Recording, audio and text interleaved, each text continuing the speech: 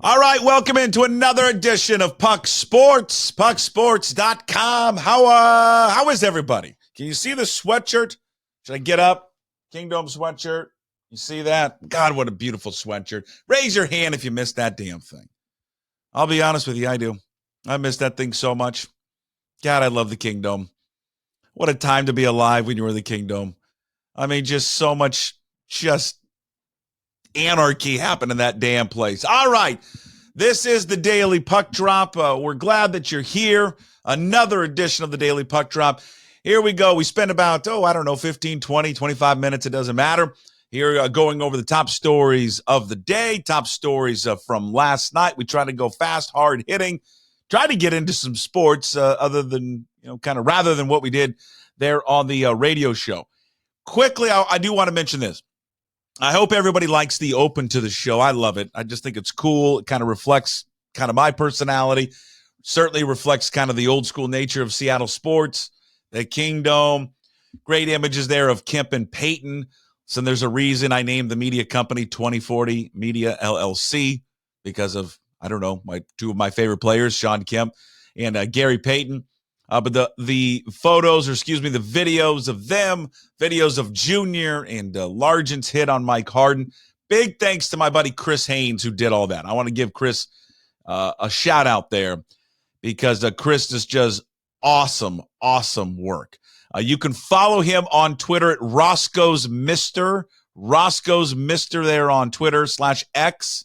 On Instagram, it's Chris_Prelations.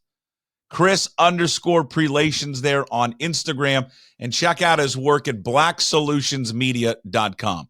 Blacksolutionsmedia.com. Big thanks to Chris Haynes for putting that show open together. It's just sensational. I hope you guys all enjoy it as much as that I do.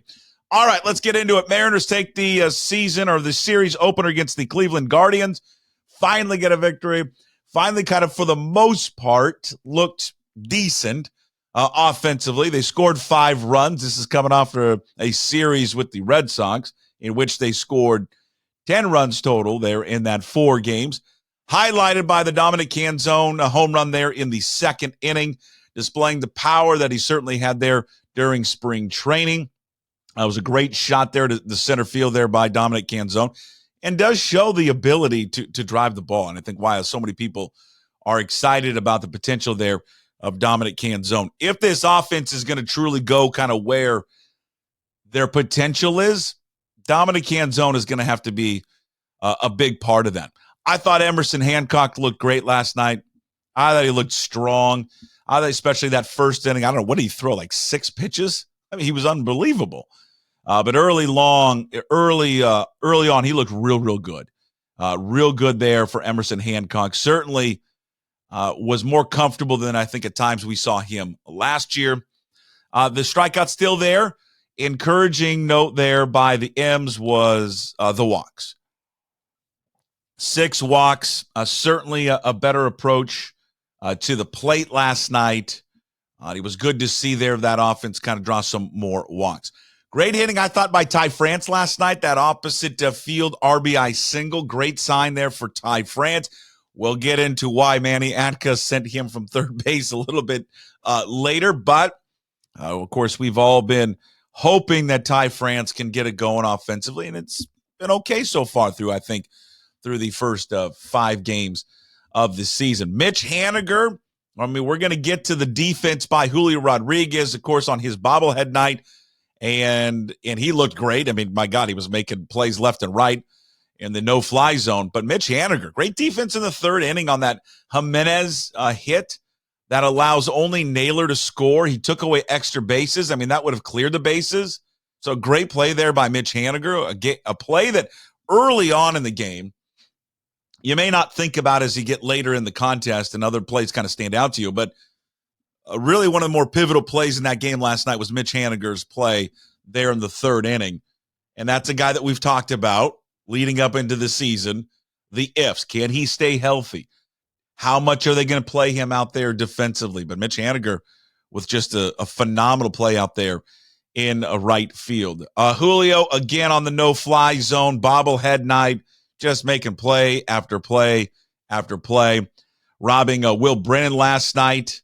A couple of times. He just made sensational plays left and right in that game. And I think it was also fitting that he made the final out of the game. Again, taking a sip of coffee. Anybody that wants to support this radio program at pucksports.com, you brew your own coffee. You make your own coffee right here. I mainline this stuff. I mean, it's nonstop how much coffee I drink. It's actually probably a little bit unhealthy. Manny Adka, we love him to death. But for the love of God, Manny, you can't be sending Ty France on a ball that's hit to, I don't know, medium, shallow center field. Come on. I mean, it's Ty France. He ain't going to score from third base on that. Another bit of a base running gaff in that seventh inning. Julio running through the stop sign for Manny Adka. Bases would have been loaded for Mitch Garver. You certainly don't want to make that out at home plate if you're Julio.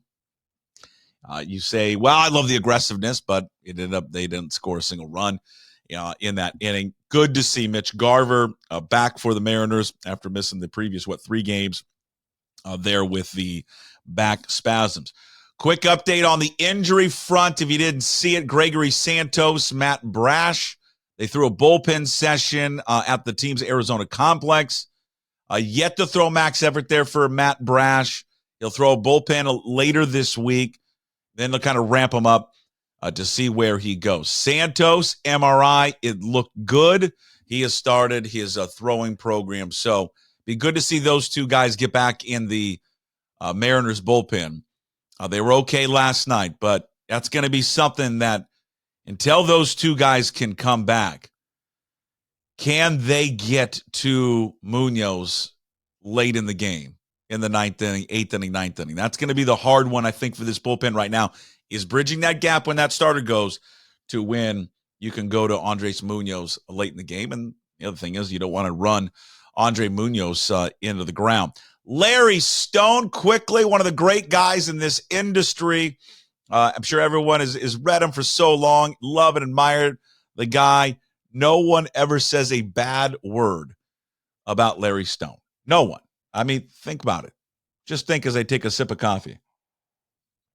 Has anyone ever said anything bad about Larry Stone? No, nothing's been written bad about Larry Stone. Got up last night, threw the first pitch right down the middle, a fastball. Congratulations there to Larry Stone. For those who don't know, Larry Stone and I used to have a long-standing bet every football season when the Cal Bears would face the Cougs. The loser would have to wear the other team's sweatshirt into a press box. The problem with Larry Stone is he's a small man and wears like a medium. And then he would bring in this sweatshirt for me to put on. It's like a sausage casing. It was terrible. I was spilling out of the damn thing. In fact, I think I might have ripped it one year because I was trying to fit my lard ass into that damn thing. But tip of the cap there to Larry Stone. Tasty matchup coming up later today. Game 2 of that series. Luis Castillo against Shane Bieber. That should be a great, great pitching matchup. Low scoring, fast, knock on wood. Sorry, Divish, but this should be a quickly played game coming up later tonight over there at T-Mobile Park. How about the pregame, though? The fireworks between Aaron Levine of Fox 13 and Scott Servais, the manager. Maybe you didn't see it. I'll paraphrase. Levine just asked him a general open question. Hey, at what point do you start looking at trends for a season? And Servais immediately almost cutting him off. It's early. So from the get-go, Scott Servais was annoyed by the line of questioning. I didn't think it was out of line. He didn't say anything about the strikeouts. He just asked, at what point do you start looking at trends? But baseball people get very sensitive to this. I got a story about this, a personal story. Then Levine asked him, well, again, but when do you start looking at stuff? I mean, I'm just curious. And that's when Servais said, well, when do you start looking at it? And so that right when he did the Jamie Moyer, which he used to do to all of us when we covered Jamie Moyer. Hey, Jamie, what happened in the 5th inning? Oh, no. What'd you see? I don't know. I have no idea. You're a Major League Baseball pitcher. How about just answer the damn question? It's easy. What happened in the 5th? And so Servais really got annoyed with it already. We're 4 games into the season, Servais. Like, what did you expect the line of questioning to be 4 games into the season? Your whole last year, the problem was you struck out too much, and you struck out too much on breaking pitches. You addressed it in the offseason with everybody that you acquired. You thought you rectified it in spring, but spring training can fool and trick you. Then you get in the first 4 games of the season, and it's the same old stuff last year. In fact, it's actually worse. And I don't know. I think there was a way to handle that. I always like in those situations when you're annoyed, and Servais clearly was annoyed, I like to diffuse that stuff with humor. And I think the perfect response, I said this on social media yesterday, that if I were Scott Servais, if I were advising him at the Puckett crisis firm, I would have just said, well, Aaron, let's get 54% through the season and we'll see. And then everybody has a big laugh. He's poking fun at Dipoto a little bit. He's poking fun that the Mariners were kind of made fun of during the offseason about the whole 54%. Everybody has a good laugh. You know what else happens there? He doesn't answer the question. And then because of laughter, because he's diffused it with humor, it's immediately someone else jumps in and asks a question. That's how you diffuse things like that. And for some reason, I don't know why professional athletes and coaches and managers don't have someone that's advising them on this stuff. Maybe they do and they just don't listen. But humor and self-deprecating humor is the easiest way to get a reporter, not to say Levine was on his back because I love the question and it was legit, but to get a reporter or a fan base off your back, you pivot with humor, self-deprecating humor. People like when you make fun of yourself. They enjoy it. It lets people know you have a sense of humor. But to react that way 4 games in a season, that's just that tells me that is a manager that is A, under a lot of pressure, B, is feeling it. I mean, Divish told us last week, Jerry Dipoto's in the final year of his contract. One would assume, we didn't get into Scott Servais, one would assume Scott Servais is in the final year of his contract as well. They're playing, there's a lot on their plate, okay? There's a lot on their plate going into this final season. Let's see. The other big story last night, quickly, Iowa, LSU, men's, women's, NBA, high school, college, NBA, G League, 3-on-3. I don't care what basketball that you like to watch. That was some of the most entertaining hoops I've seen in a long time. That first half was just sensational. It was just great. Back and forth, the shots, the athleticism, the aggressiveness, the physicality of the game, the shot making, just, I mean, beautiful. Absolutely beautiful. And I think the one biggest thing, if you haven't been paying attention, and that's okay if you haven't, is in probably it feels like, in the last 10 years of women's basketball, I'm not just talking about college, I'm also talking about high school as well, because we would go down there every year, Tacoma Dome, and cover high school basketball for the WIA. And you could see it about 10 years ago starting to change. It's just the level of athleticism, the aggressiveness, the physicality of the sport, I'm just going to repeat, I guess, the aggressiveness. I think I probably already said it. It has just leapfrogged in the last 10 years. Last night was just some of the best basketball I have ever seen. And truthfully, some of the most entertaining basketball. You saw Angel Reese doing her thing in the first half. Obviously, Caitlin Clark is the star. I mean, what did she end up with? 41 points. She's draining threes left and right in the third quarter. Reese ends up with 17 points, but 20 boards. Was playing injured. But 2 kind of heavyweights. That was a rematch of the championship game a year ago, going just head-to-head for a full game was just was great to watch. Her third quarter performance was something that was just mind-boggling, what she could do and what she can do. We were talking about this last night in our Old Man Hoops, Fat Man Hoops.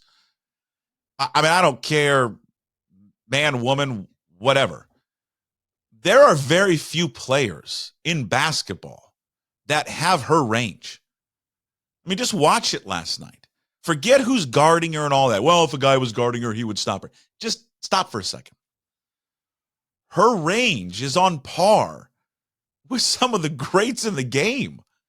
I mean, she's on par with the likes of Curry. Where she pulls up from, the logos, and when she crosses half court, I mean, she is a threat immediately to make that shot. And I think what's impressive about her is how she can come off screens, how she can catch, step back, hit the three. That dribble to her left, her jab right, step back left, basically falling backwards, hitting it from 23, 24, 25 plus feet. I mean, God. I mean, that's next level stuff. What I also like about her passing ability, I mean, she made a pass where she got an outlet near their 3-point line, and just a Bill Walton chest pass that hit her player in stride, who caught it and one step layup. I mean, it's just great. It was just a fun night of basketball to watch those two teams go at it. Congratulations to Iowa moving on to the Final Four. They'll face a UConn in the semifinals, South Carolina, NC State in the other semifinals. All right, other hoops news. It came out yesterday. What the hell is going on with my alma mater? Oh, my God. So the Montana State coach, apparently, and I'm going to apologize. Is it Logie? Matt Logie is how you pronounce his name? Matt Logie's been at Montana State. Apparently, he was offered the Washington State job yesterday, and apparently has turned it. Well, not apparently, because I saw it on X this morning. He has turned the job down. Now, there's a lot at play here. One, you've got a guy at Montana State in the Big Sky that just turned down a job at a, I guess, do we call him Power 5 anymore? No, I guess we can't. In a bigger program at Washington State that's going to a different conference. The pay, I think last year they paid Kyle Smith over $1 million, $1.2 million.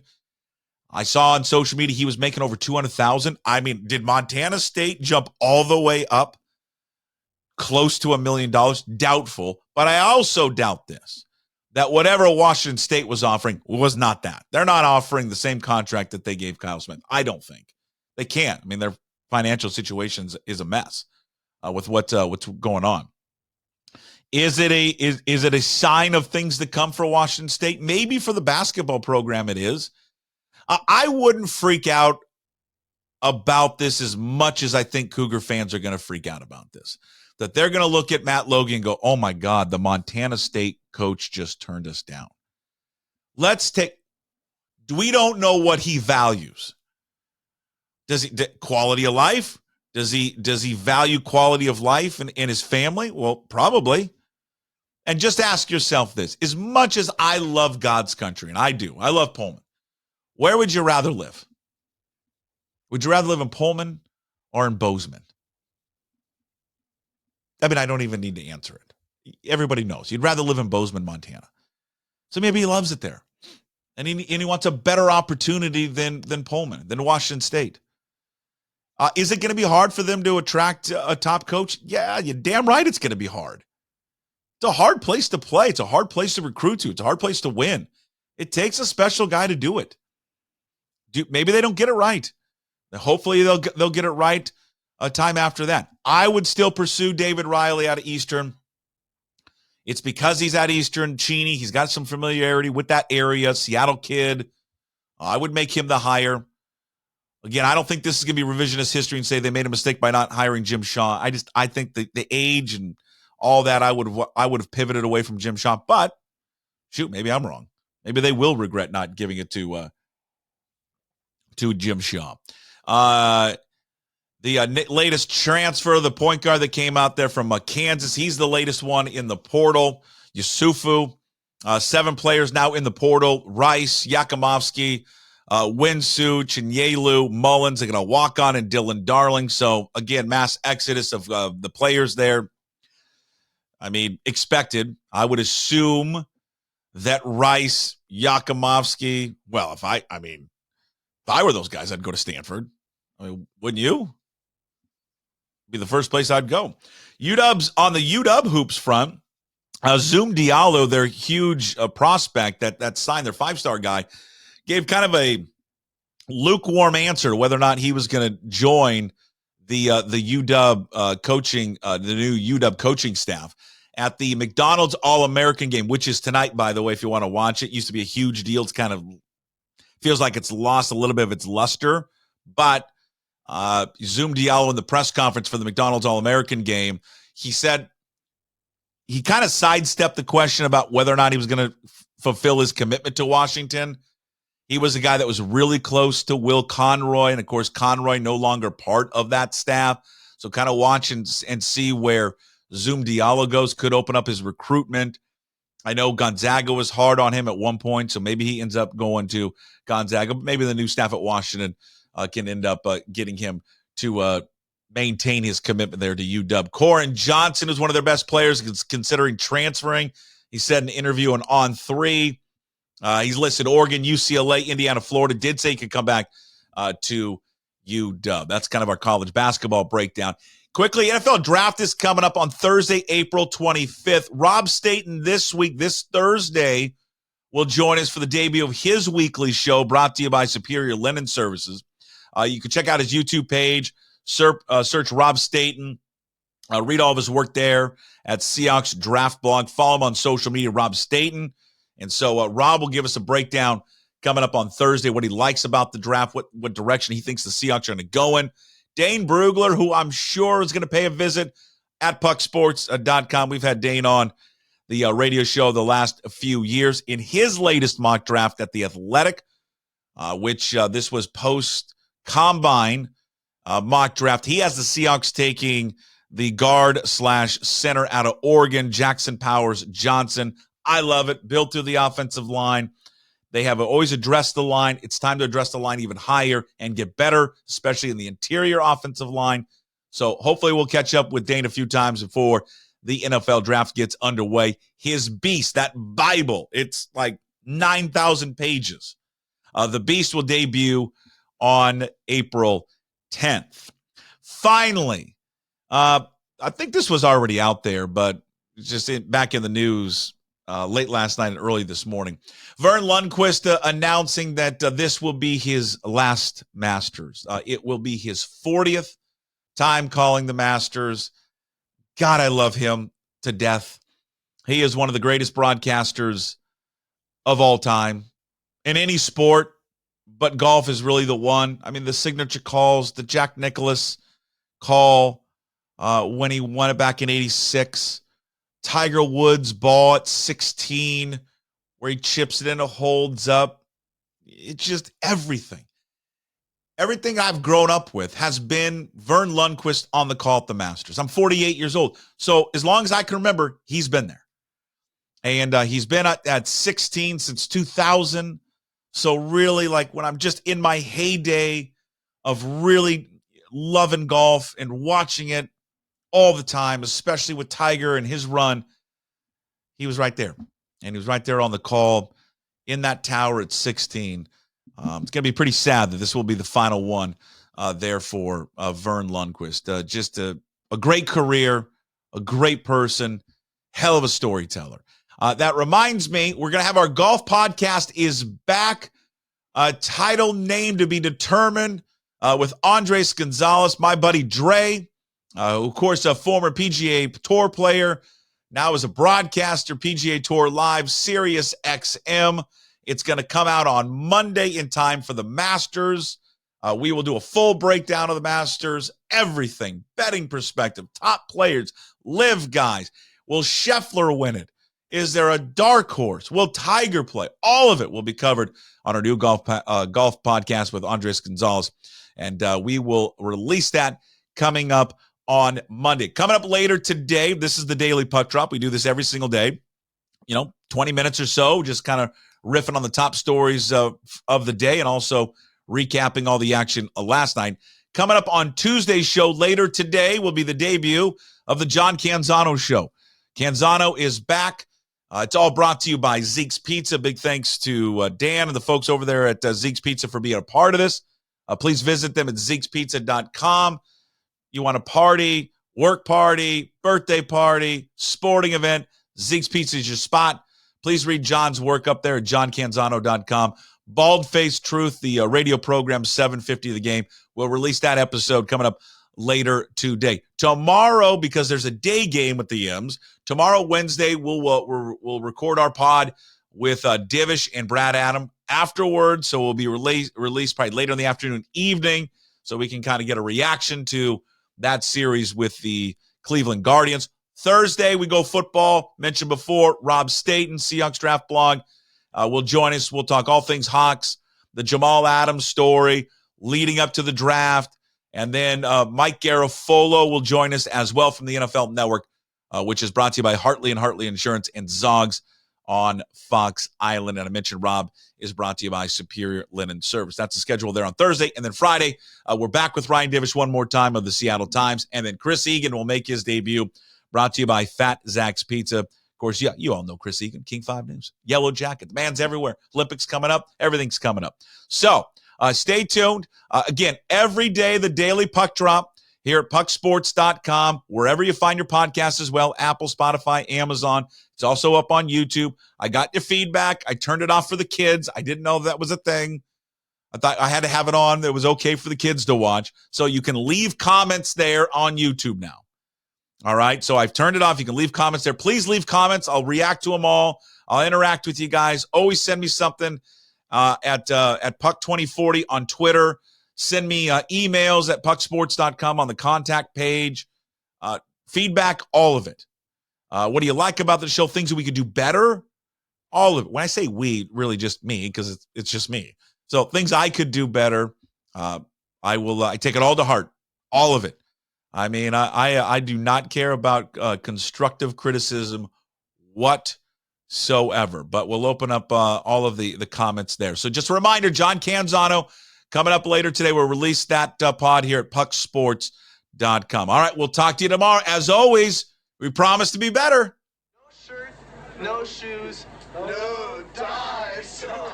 Would anybody like to smoke some pot? Yeah. I was born to love you. I was born to lick your face. I was born to rub you. But you were born to rub me first. What do you need my address for? We'd like to send out a mailer. Mother of mercy, I don't speak Japanese!